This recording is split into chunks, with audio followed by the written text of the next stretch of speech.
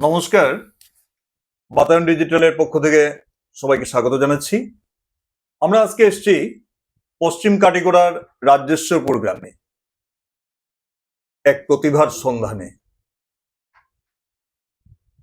আমি দর্শকদের সাথে পরিচয় করিয়ে দিচ্ছি। আমার সঙ্গে আছে দেবাঞ্জন পুরকায়স্থ। দেবাঞ্জন এবারের এইচএসএলসিতে প্রথম বিভাগে 6টা বিষয়ে লেটার মার্কস সহ ডিস্টিংশন পেয়ে উত্তীর্ণ হয়েছে। দেবাঞ্জন, আমরা বাতায়ন ডিজিটালের পক্ষ থেকে তোমাকে অভিনন্দন জানাচ্ছি। ধন্যবাদ। তো এতদিন চলে দেখেছি আমরা অনেকের সাথে কথা বলে, অনেক মানুষই, শুধু তোমার পরিবার, তোমার মা বাবা বা তুমি নও, সবাই অনেক খুশি ব্যক্ত করেছেন তোমার এই রেজাল্টে। তো তোমার অনুভূতিটা কেমন? খুবই ভালো লাগছে, মানে 93% সেন্টারে টপ করলাম, এটা খুবই স্ট্রেঞ্জ ফিলিং, তবুও খুব ভালো লাগছে। এটা সেন্টারের টপ মার্ক, আচ্ছা 93.33%। হ্যাঁ, তো এই যে পড়াশোনা করলে, এই রেজাল্ট করলে, এর পিছনে কার অবদান? তুমি তো পড়াশোনা করেছো নিঃসন্দেহে, কার অবদানটা সবচেয়ে বেশি বলে তোমার মনে হয়? সবচেয়ে থেকে বেশি তো আমার মা বাবাদের অবদান। ওরা অনেক কষ্ট করেছেন আমার পিছে, মানে মা নিয়ে গেছে স্কুলে, বাবাও নিয়ে গেছে স্কুলে, সবাই। মানে টিউশন যদি ধরি, আমার স্যার, আমার ম্যাথমেটিক্স সায়েন্সের স্যার বিজিৎ স্যার, আমার জেঠু নিশিকান্ত দেব, আর আমার দাদা আছেন পিকলু, উনি খুব হেল্প করেছেন উনি। আর আমার সব স্কুলের যত টিচাররা আছেন। তোমার স্কুলের নামটা? ভারত ইমান বিদ্যাপীঠ সিনিয়র সেকেন্ডারি স্কুল থেকে আমি পড়েছি। কালাইনের? হ্যাঁ, কালাইনের। আচ্ছা আচ্ছা। তো স্কুলে তুমি কোন ক্লাস থেকে পড়ছো?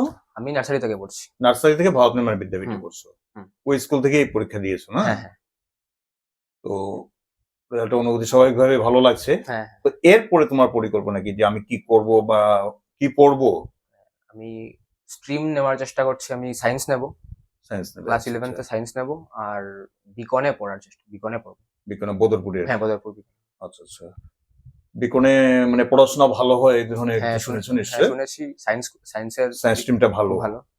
তোমার কাছে আমরা জানতে চাইবো, তুমি যে পড়াশোনা করেছো এই রেজাল্টের পিছনে, তুমি দৈনিক কত সময় পড়াশোনা করেছো? যখন এইচএসএলসির ডেটশিট এসেছে, এরপর থেকে তো স্কুল টুল নেই। মোটামুটি সকালে উঠে পুরো 12 to 13 আওয়ার্স পড়েছি, যেহেতু স্কুল টুল ছিল না। তো ডেটশিট যখন থেকে এসেছে, এরপর থেকে পুরো এইচএসএলসি এক্সাম পর্যন্ত রোজ দিন 12 to 13 আওয়ার্স পড়েছি। মানে হ্যাঁ, কারণ স্কুল টুল কিছু ছিল না তখন। আচ্ছা আচ্ছা। তো কোন সাবজেক্টে মার্কসটা সবচেয়ে বেশি মার্কস? ম্যাথস। কত পেয়েছো? 97 আউট অফ 100। 97 out of 100। তোমার পরের যে প্রজন্ম, এখন যারা ছোট ক্লাসে পড়াশোনা করছে, তারাও তো কিছুদিন পরে এইচএসএলসি পরীক্ষা দেবে। নিশ্চয়ই তোমার অভিজ্ঞতা ওদেরও জীবনে কাজে লাগবে। হ্যাঁ হ্যাঁ হ্যাঁ। তো সেই চিন্তাধারা নিয়ে তোমাকে আমি বলবো যে ওদেরকে তুমি কি পরামর্শ দেবে, যে কিভাবে পড়াশোনা করতে হবে, করলে ভালো হবে, হ্যাঁ, বা ভালো মার্কস ওরা পাবে, এই ব্যাপারে তুমি কিছু একটা পরামর্শ যদি দাও। বলতে চাই, ম্যাথ, সায়েন্স, এসএসটি, এগুলো সাবজেক্ট, এগুলো তো কনসেপচুয়াল সাবজেক্টস। তো এগুলোর মধ্যে যেগুলো কনসেপ্টস গুলোকে, মানে কনসেপচুয়াল ক্ল্যারিটি দরকার স্টুডেন্টসদের, মানে যে খালি যে চ্যাপ্টারের পরে যে ব্যাক কোয়েশ্চেন এগুলো না পড়ে, মানে চ্যাপ্টারটা ভালো করে লাইন টু লাইন রিড করতে, চ্যাপ্টারটা মানে মিনিংটা কি এটা বুঝতে, আর কনসেপচুয়াল ক্ল্যারিটি দরকার। এরপরে তুমি যদি কনসেপ্টটা বুঝে নাও, তো আর নিজে টিচারের দেওয়া নোটস আর পড়তেই লাগছে না, নিজেই পড়লে হয়। আর যেগুলো ল্যাঙ্গুয়েজ সাবজেক্ট, যেমন কি বেঙ্গলি, ইংলিশ, এগুলোর মধ্যে স্টোরি বা পোয়েম যেগুলি আছে, প্রোজ পোয়েট্রি, এগুলো যদি পড়ো, তে আর টিচারের যেগুলো আনসার, এগুলো ডিটো, মানে তোমার রাট্টা মারতে হচ্ছে না, মানে তুমি নিজে, মানে ওই যে নোটস পড়ে পাস করা, মানে এই সময়টা মনে হয় চলে গেছে। হ্যাঁ, ক্লাস এখন কনসেপ্ট বের হয়ে গেছে। ক্লাস 8 পর্যন্ত তুমি যদি নোটস পড়ে নাও, তাহলে ঠিক আছে, তুমি ফুল মার্কস পেয়ে নিতে পারো। ক্লাস 9 এর পরে কনসেপচুয়াল ক্ল্যারিটিটা দরকার আছে স্টুডেন্টসদের। এবারে যে সোশ্যাল সায়েন্স হয়েছিল পরীক্ষাটা, তো অনেকে বলছে খুব টাফ হয়েছে, কেউ বলছে টাফ না, এটা কনসেপ্ট বেজ হয়েছে, ঠিকই আছে। তোমার কি মনে হয়? না, সব এক্সামই, মানে সোশ্যাল সায়েন্সও ঠিকই মডারেট লেভেলের বলবো, টাফও না আর বেশি ইজিও না।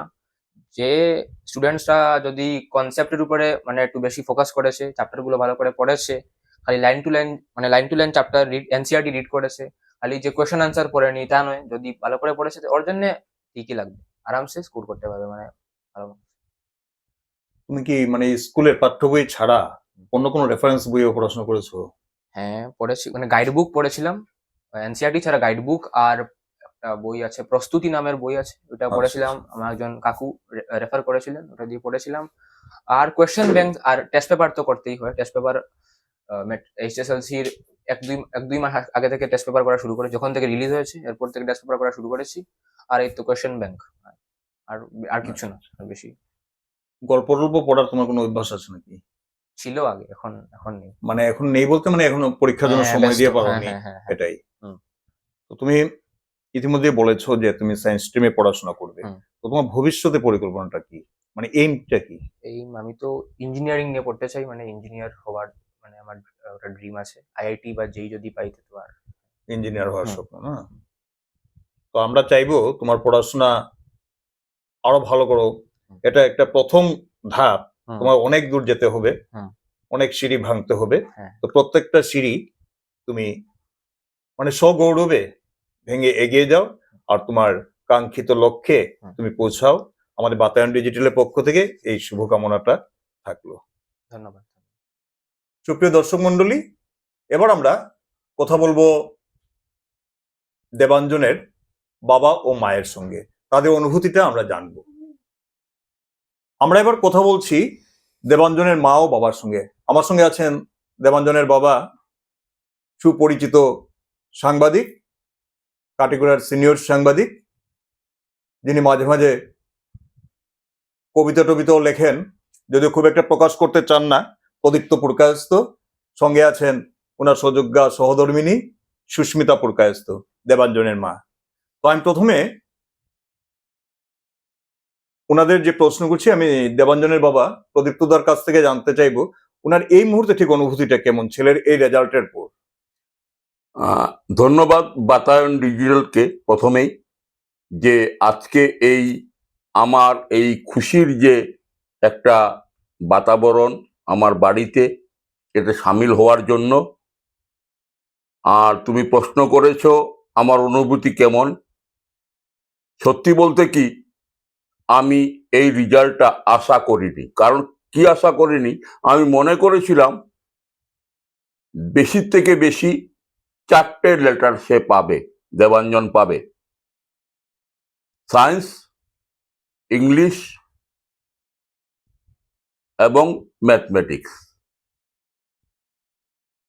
এবং কম্পিউটার সায়েন্স, যেটা ওর ইলেকটিভ সাবজেক্ট। বাকি দুটোতে পেয়েছে ভগবানের আশীর্বাদ এবং দেবাঞ্জনকে যারা পড়িয়েছেন স্কুলের এবং বাইরের সবার আশীর্বাদের জন্য পেয়েছে। অনুভূতিটা এই মুহূর্তে আমার কাছে বলার মতো কিছু নয়। যা রেজাল্ট দেবাঞ্জন করেছে সেটা 60% দেবাঞ্জনের এবং 40% স্কুল এবং তারা যারা বাইরে থেকে পড়িয়েছেন, যেমন নিশিকান্ত দেব, আমাদের এখানে একজন ex teacher, Jalalpur higher secondary স্কুলের, উনি ইংরেজি পড়িয়েছেন। তারপর পড়িয়েছেন নিশিকান্ত দেবেরই ছেলে নীলাঞ্জন দেব, পিকলু, সেও ইঞ্জিনিয়ার। সে পড়িয়েছে ম্যাথস, পড়িয়েছে ক্লাস 7 থেকে 9 অবধি সে পড়িয়ে গেছে, 8 পর্যন্ত পড়িয়ে গেছে। 6 থেকে পড়িয়ে গেছে। হ্যাঁ, তারপর কবীন্দ্র দাস, জালালপুরের একজন টিচার, উনি সোশিয়াল সায়েন্স পড়িয়েছেন। এল বিজিত সিনহা, যিনি একজন সায়েন্সের টপার, উনি 9 থেকে 10, 9 এবং 10 পড়িয়েছেন দেবাঞ্জনকে। সবার প্রতি আমি কৃতজ্ঞ, এবং সবার থেকে সব থেকে আমি বেশি কৃতজ্ঞ ভগবানের প্রতি, আমার গুরুদেব রামকৃষ্ণ, পরমহংস রামকৃষ্ণ ঠাকুরের প্রতি। ওনাদের আশীর্বাদেই দেবাঞ্জন যা কিছু মানে পেয়েছে, তাদের আশীর্বাদে পেয়েছে। সবার প্রতি আপনি কৃতজ্ঞতা বোধ করলেন, কৃতজ্ঞতা জ্ঞাপন করলেন, কিন্তু আমার মনে হয় আপনি একজনকে ছেড়ে দিয়েছেন, যাকে একটা ব্যক্তিগত আলাপচারিতে আমি শুনেছি আপনি কাউকে বলছেন যে এর পেছনে অবদান এই ঘরের মধ্যে একজনের সবচেয়ে বেশি আছে। তো আমি বলবো না, আপনি বলবেন ওনার নাম। না, ঠিকই আছে, সেটা সত্যি ব্যাপার। ঘর থেকেই, একটা বাড়ি থেকেই একটা ভিত তৈরি হয়। নার্সারি থেকে ক্লাস 7 পর্যন্ত দেবাঞ্জনকে যিনি গাইড করে গেছেন উনি হচ্ছেন আমার সহধর্মী দেবাঞ্জনের মা সুস্মিতা পুরকায়স্থ নিয়ে গেছেন। সুস্মিতা পুরকায়স্থ আমার সহধর্মিনী, উনি যা করেছেন সন্তানের প্রতি ওনার অপত্য স্নেহী করেছেন এবং সংসারের বিভিন্ন চাপ সামলে যেসব করেছেন অনেক মাই করে থাকেন। তো অতএব আমি ওনার কাছে আমি কৃতজ্ঞ। সন্তানের কাছে, সন্তানকে যে এইভাবে উনি একটা লাইন দিয়েছেন, আমি কৃতজ্ঞ। মা বাবা সন্তানদের জন্য করে, এটা স্বাভাবিক কথা। তো আরো ভালো লাগছে যে আপনি যতটুকু আপনার সন্তানকে দিয়ে আশা করেছিলেন এই পরীক্ষার জন্য, সে কিন্তু সেটা টপকে আরো উপরে চলে গেছে। এবং আপনি 4টা লেটার আশা করেছিলেন, ও 6টা লেটার পেয়ে গেছে, মানে সবটা বিষয় লেটার মার্কস পেয়েছে। সবচেয়ে বড় কথা হলো ভারত নির্মাণ বিদ্যাপীঠ, যেখান থেকে সে নার্সারি থেকে এখন পর্যন্ত 10 অবধি পড়েছে, ভারত নির্মাণ বিদ্যাপীঠের যিনি প্রিন্সিপাল সুমিতা দাস রয়েছেন, চেয়ারম্যান সত্যজিৎ দাস, রাজেশ টিচার, বীণা টিচার, আপনি রয়েছেন। আমি আজকে অত্যন্ত আনন্দিত। আজকে আপনি আমার এবং দেবাঞ্জনের সাক্ষাৎকার নিচ্ছেন, আপনিও সেই স্কুলের টিচার। আমি আপনাদের কাছে অত্যন্ত কৃতজ্ঞ যে আপনারা খুব ভালো গাইড দিয়েছেন বলেই আমার ছেলে এই পজিশনে এসছে। সবাইকে ধন্যবাদ, আপনারা জানা আমাদের ছেলেকে এই লাইনে এনেছেন। একজন সংবাদকর্মী হিসেবে আমরা অনেকেরই সাক্ষাৎকার নিয়ে থাকি, কিন্তু আজকে আমার কাছে একটা গর্বের বিষয় হচ্ছে আমি এসেছি আমার সন্তানতুল্য ছাত্রের সাক্ষাৎকার নিতে, যে কিনা ভালো রেজাল্ট করেছে। নিঃসন্দেহে আমি একটা গর্ব বুকে নিয়ে এখানে এসেছি। ওর সাথে কথা বললাম, দর্শকদের সাথে ওর পরিচয় করিয়ে দিলাম। এবার কি আমরা এক দুই কথা বৌদির একটু অনুভূতি জানতে পারি, আপনার কেমন লাগছে এই মুহূর্তে? ঠিক আছে, এইভাবে এত বছর আপনার যেভাবে ছেলেকে গাইড দিয়েছেন, সেভাবে আগামী দিনও গাইড দেবেন, সে আশাটা করছি। এবং সেটা সব মা বাবাই চাইবে, আমার সন্তান মানুষের মতো মানুষ হোক। আপনারাও সেটা করবেন, কারণ অনেক সময় দেখা যায়, একটা অপ্রিয় সত্য কথা আমি বলছি, অনেকেরই হয়তো সেটা ভালো লাগবে না, যে ভালো রেজাল্ট করে ছেলেমেয়েরা এরপর বাইরে ওদের পাঠিয়ে দেওয়া হয়, কোন অভিভাবকরা পাশে থাকেন না, কোনো ছাত্র একদম হারিয়ে যায় সেই সময়টা।